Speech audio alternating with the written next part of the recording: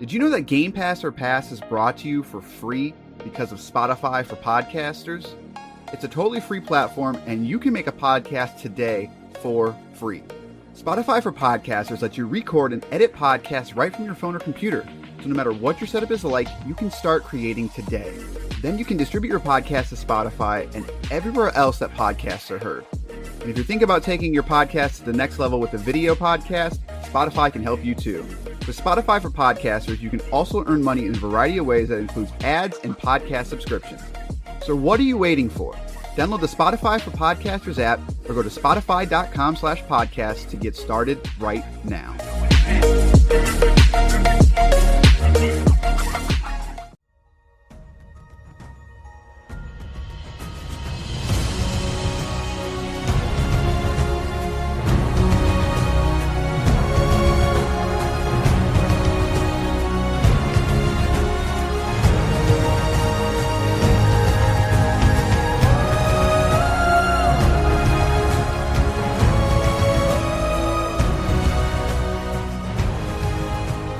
Now time for a very Immortally Legend edition of Game Pass or Pass, the podcast where we play games on Microsoft's Game Pass service, tell you which games to pass into your friends and which games to just fly or drive on by. I am Cory. I am the man behind the wheel. I am joined by the off-brand Breath of the Wild Basher. So many of those now. I got nothing.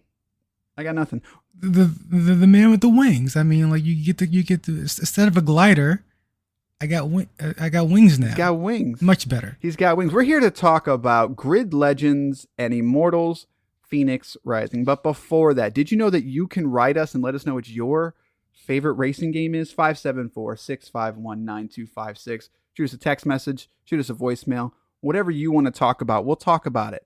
It could be Game Pass related. It could be video game related. It could be your favorite food. Let me know your favorite food. 574-651-9256. Grid Legends, Immortals, Fenyx Rising. This is a dual episode. I played Grid Legends. Basher played Immortals, Fenyx Rising. We're going to be talking about them and whether or not you should be playing them. We didn't discuss who's going first. Who should go first this time?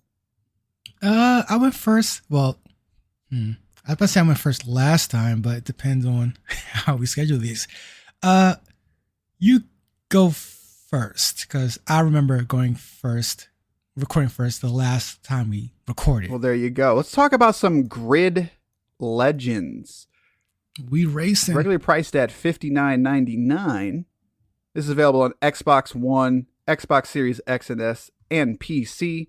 It's one of those that is Series X and S enhanced. I could not find exactly what those are, but I'm guessing it's just going to be higher resolution. They all target about 60 frames per second. I'm assuming the X and S edition will probably just hit that more often, considering the processors are a lot better in those machines. Did not play it on PC, but it does not feature cross saves from what I understand. So just know that going in. Because this actually technically runs on the EA servers and not the Xbox servers, so your thing doesn't really transfer. Grid Legends delivers thrilling wheel-to-wheel motorsport and edge-of-your-seat action around the globe. Create your dream. That's a lie. Create your dream motorsports events. Hop into live multiplayer races to be part of the drama in an immersive virtual production story and embrace the sensation of spectacular action racing. Okay, sure. Sure, buddy. Grid Legends. There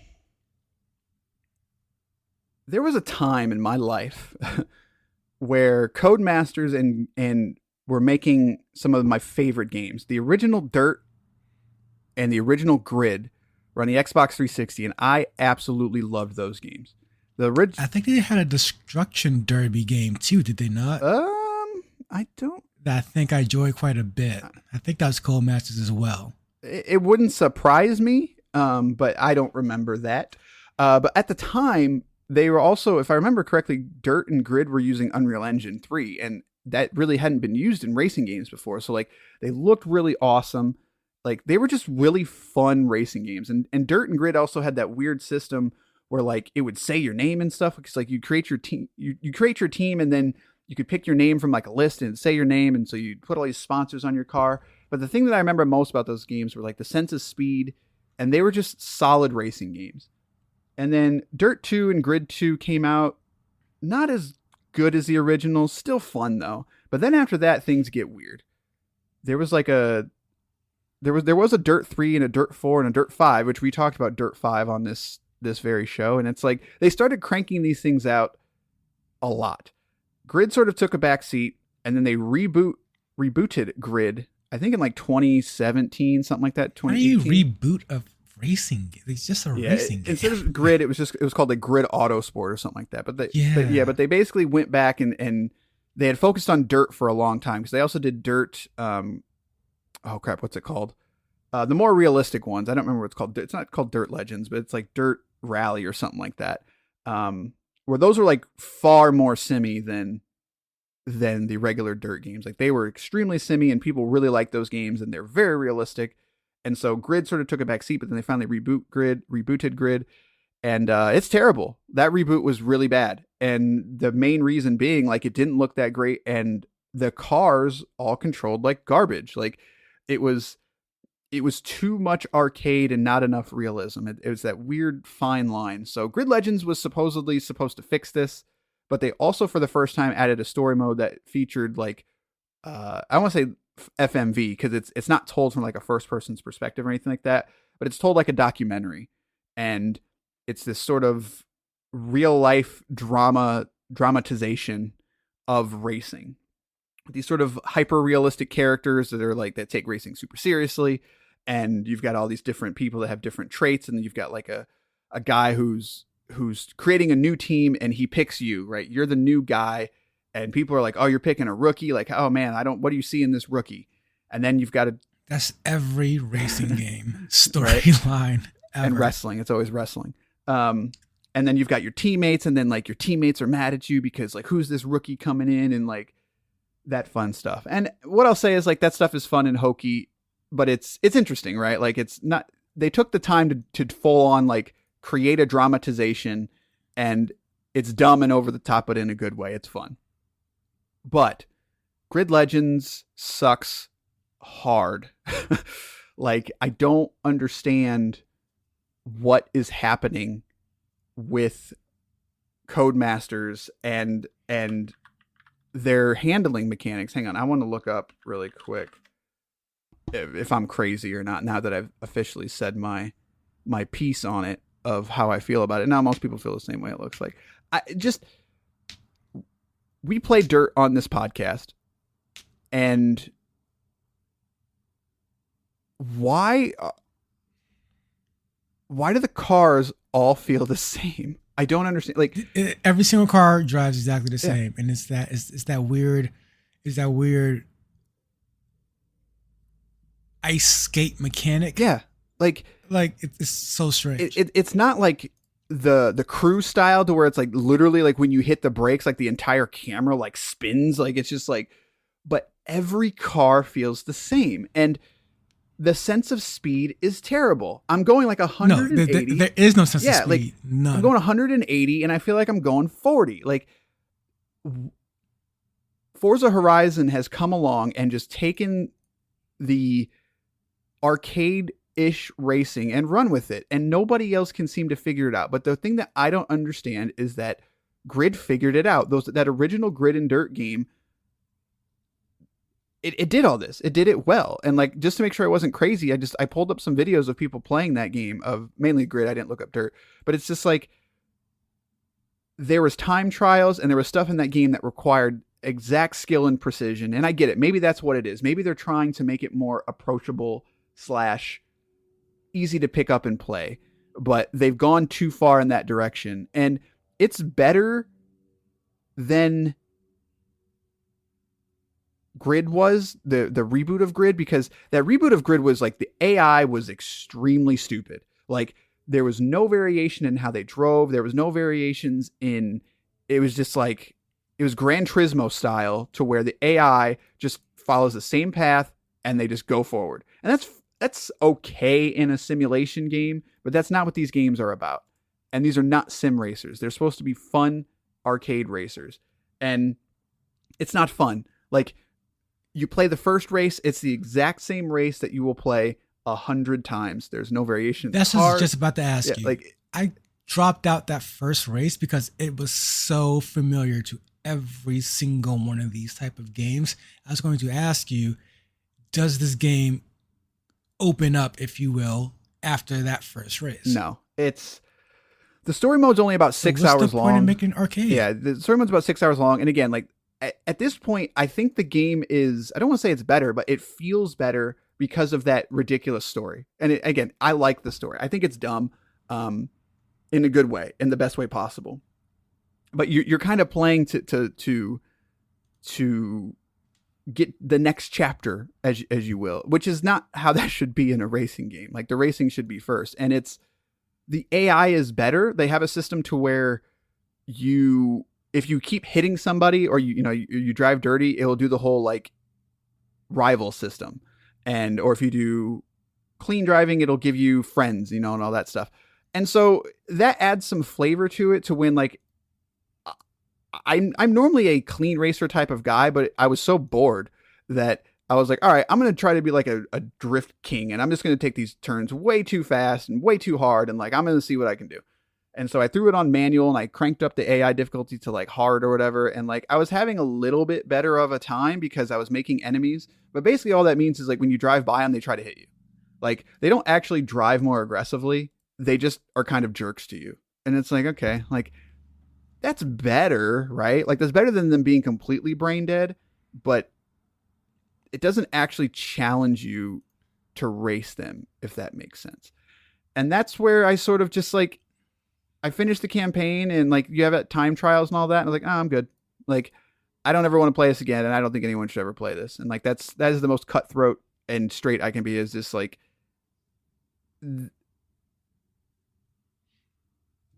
it's stupid. It's stupid that we're here. It's stupid that I had to play this game. Stupid. And like, it looks fine, but like, Codemaster games used to be revolutionary in their graphics designs and their engines, and like, it doesn't look bad, but it just looks like it just looks like a game. I don't like the art style. Yeah, like it just looks like a game. These games. Yeah, and I'm annoyed, and I think I'm annoyed because like, literally, that original Grid was one of my favorite games from the 360 gen. I absolutely loved that game, and the online community for that game was amazing. Like, I played with like so many different people from different countries, and the servers were solid, and just like, my favorite thing in that game was the eliminator races, because you'd have like 5 or 6 people, and you could leave the races, but you didn't want to, because you all would be talking to each other. You'd be talking about cars. You'd be talking about like, oh man, did you see that turn? Like, the community was just people that love cars.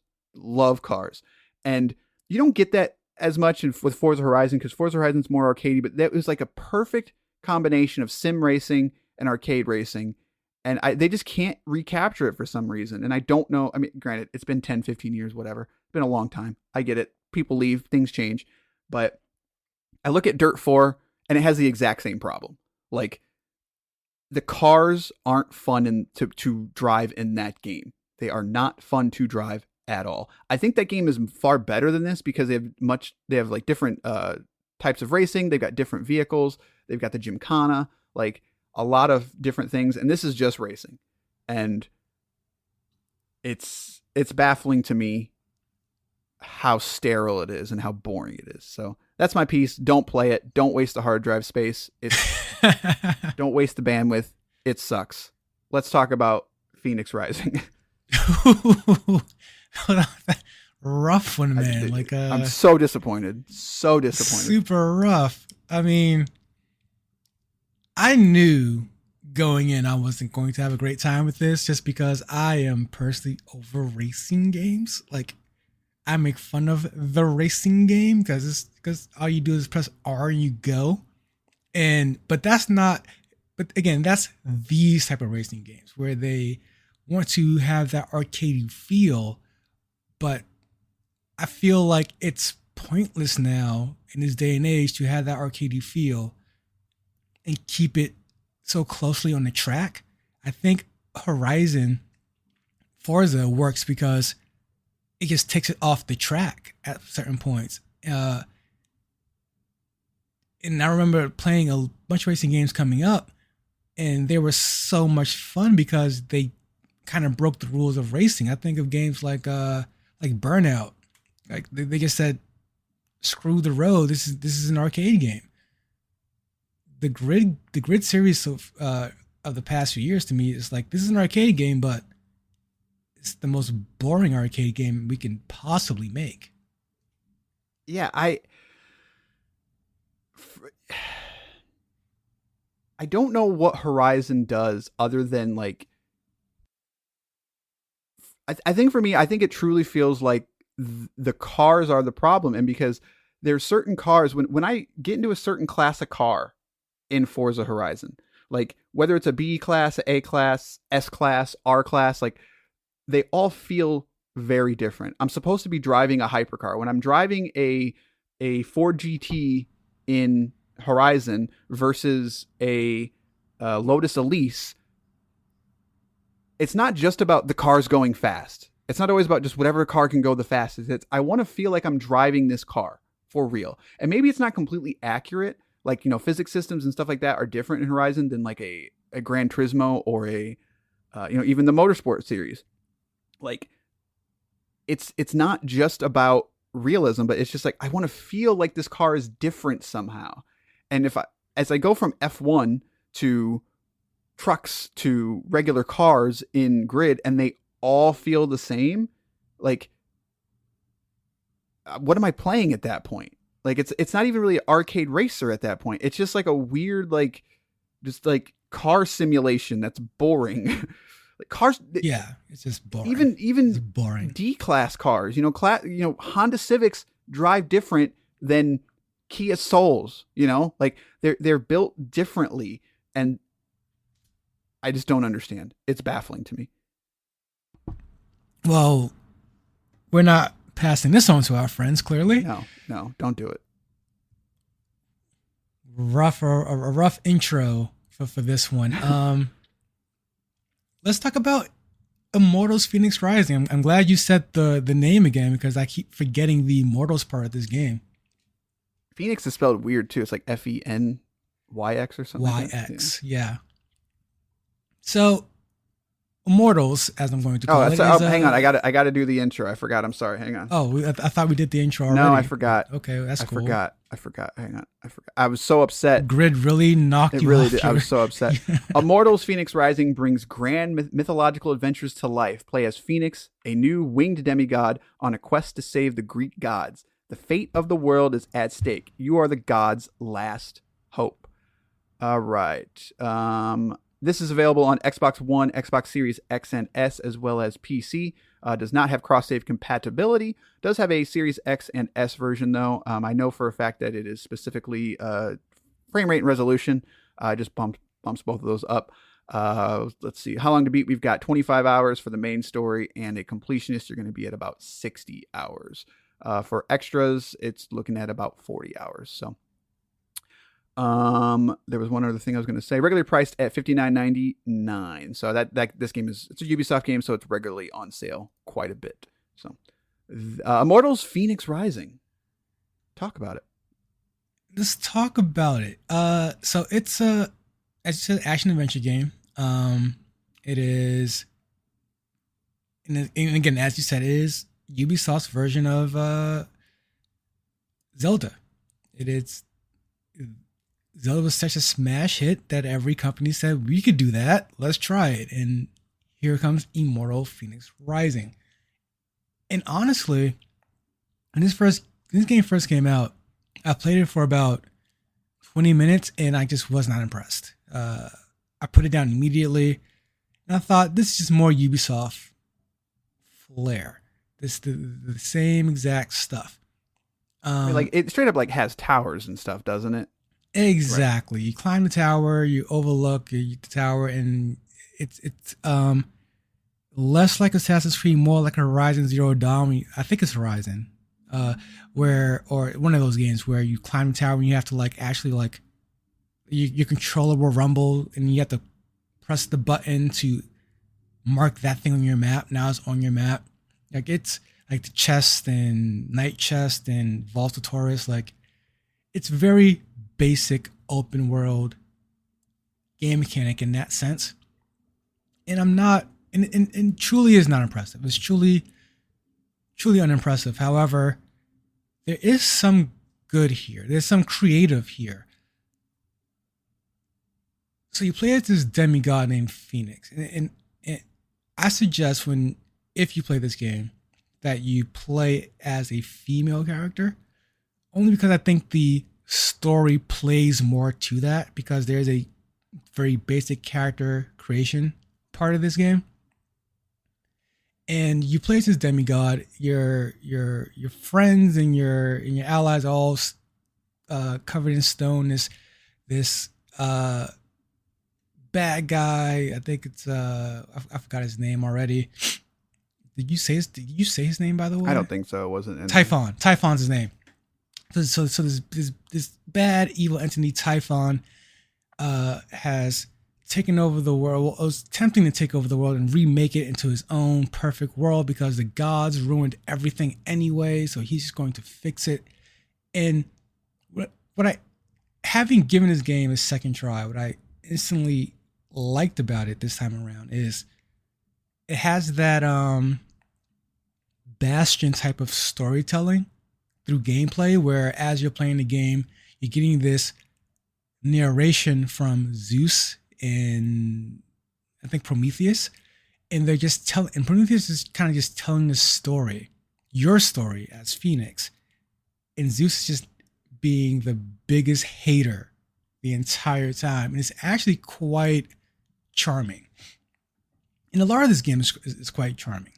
I think the idea of you having to go and free all the gods on Mount Olympus or the tower is super charming, because you meet all these gods and they display these gods as they are their weaknesses, Like, so they display Ares as being cowardly at times. They display Aphrodite as being narcissistic at the time, and it's really, and each god kind of has his own little mini arc, and it's super neat and it's super sweet, and it's about this sort of mortal or demigod kind of returning the gods to their proper places, even though, while also acknowledging that the gods themselves are kind of I don't want to swear in here. I forgot. What's the?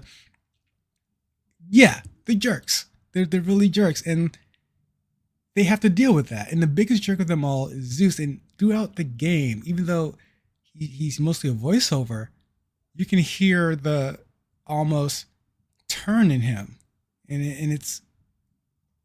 again, the story with Zeus and Prometheus told Bastion style, where you're not even talking to Zeus. He's just talking about you. And I feel, and I find that very charming. But that said, the gameplay, it's not super deep. You have your basic light attack, hard attack, and then a series of abilities. My issue with this is because it's not super deep. I really wanted the abilities and the combos to play off each other more. But you have your basic keep pressing Y, this is Dark Souls style. Keep pressing right bumper, keep pressing right trigger, and it just does the combo. It doesn't do, like, you don't, there's no cleverness to it at all. And it gets pretty stale as you go along. And although you unlock other abilities like your great hammer or you upgrade your bow, or you get you get your spikes that come from the ground, you get all these by themselves cool enough abilities, but they just don't ever play off each other. So like once you figure out the way to play this game, it never shakes anything up. It's not like an Ori where when you have like these basic abilities and by the end you're doing all these different things with them. this game kind of plays the same from beginning to end. Like you don't really, it doesn't force you to change your play style, I guess. Yeah, I actually played this game, which is funny, on Stadia. This was back when it was uh, it was kind of new, and they're like, "Hey, check out this exclusive Immortals Fenyx Rising demo only on Stadia." So I was like, "Okay, like I'll try this out." And I remember being like, "Okay, like this is cool." Like the two things that stuck out to me is the art. Like the game looks really cool. So like that would be my first question is like was I crazy, or does the game looks really really nice, and I feel like that could be a great way to keep people involved. Is like what, like I just want to see what else this game has to offer in terms of visuals.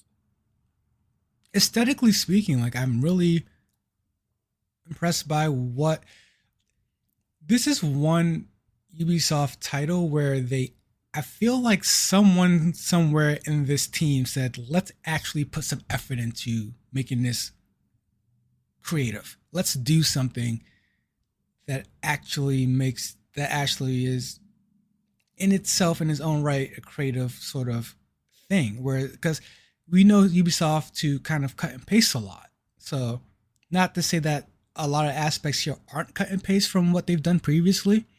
However, this one, Immortals, I feel like there's someone at the head of somewhere said, let's actually work at this art style. Let's actually work at the graphics here. Let's actually put something here that makes it unique in a way. And I think that comes across in some aspects of the game.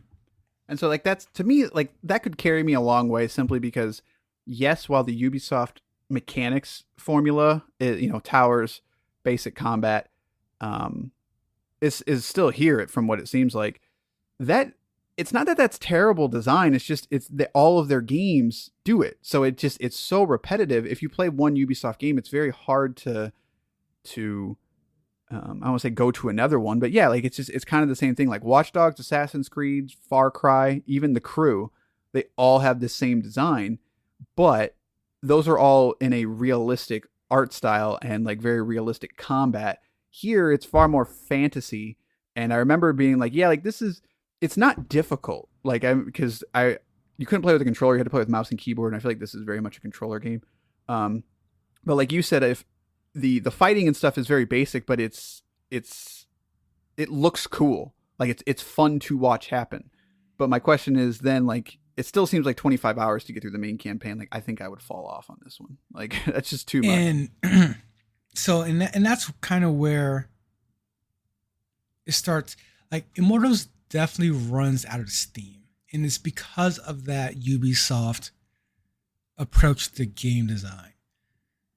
You have this huge map. You have like 7 different areas, and they're actually quite different from each other. Again, the art style lends to a very good display of 7 or 8 different areas, and they all just are their own thing. And although the enemies tend to repeat, the harder enemies are still a fun fight. The issue then becomes you're playing this for many hours, and once you've mastered that combat, once you unlocked all of the abilities, it's kind of like, and you still have to beat the bad guy. You still like 4 more main things to do. It's like, okay, I think I'm done here. So like the game definitely could have been smaller in scale because a lot of the things, because of their game design, are repeated, and because of them trying to copy Breath of the Wild so heavily, even the side missions like the Vault of Tartaros, they're essentially the shrines from Breath of the Wild. You drop down, and it's just a challenge room. And some of these in the beginning are fun enough, but when there's 50 of them, who cares at some point? Right. And then also when there's weird things like the checkpoints in those games, and I'm sorry, in those mini games are so egregious at some point at sometimes that it creates more of a headache than a fun process. So like I actually just ended up stopped doing them after a while. I got at some point I had enough health, I had enough currency, I had enough items. I just stopped doing them. And that's the case for a lot of the mini games and a lot of the side quests on the map. Like there are hundreds of things on the map, like hundreds, and it's just you just stop doing them all because you don't need to. Yeah, and that's as someone who played Assassin's Creed Valhalla, like that's gross. Yeah, like talk about too much to do. Like holy crap! Like that game has this times like 2, 3, 4, even maybe.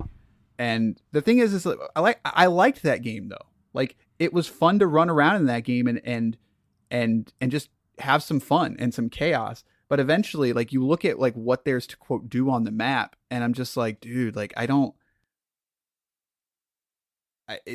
Less is more sometimes, kind of thing, and it seems like that's most of the time. like, and it seems like here like this isn't nearly as egregious as that, but it seems like like the Ubisoft design gets in the way. But I think my biggest issue with like some of those games like Assassin's Creed Valhalla is just like they gate so much of the main progression sometimes behind that side stuff. And so if I could just skip all that and main quest it and get through the game in 15 hours, like, yeah, I'll do that. Like if I'm enjoying the game, like I'm someone who I 100%ed Assassin's Creed 2, Brotherhood, and Revelations. Like at that point in that time, I loved that design. I couldn't get it's not that I couldn't get enough of it, but I had more time on my hands. I was like, yeah, this is cool. Like I'm going to keep doing this. But I just, every game does that now. So it's just like, I don't want this anymore. Like I don't want to do that all the time. So can you main quest this or do they lock stuff behind some of the side stuff?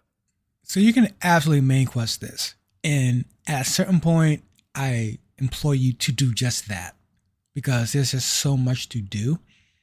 And it's just not worth doing. At some point, I think most people are going to hit the main quest mindset. However, again, as gamers, like who really just main quests these type of games? Like I would like to meet the person, the gamer, who literally buys one of these types of open world games and says, all right, I'm just going to main quest it, call it a day. Like most people are going to do the most. And it really creates for a burnout experience by the end.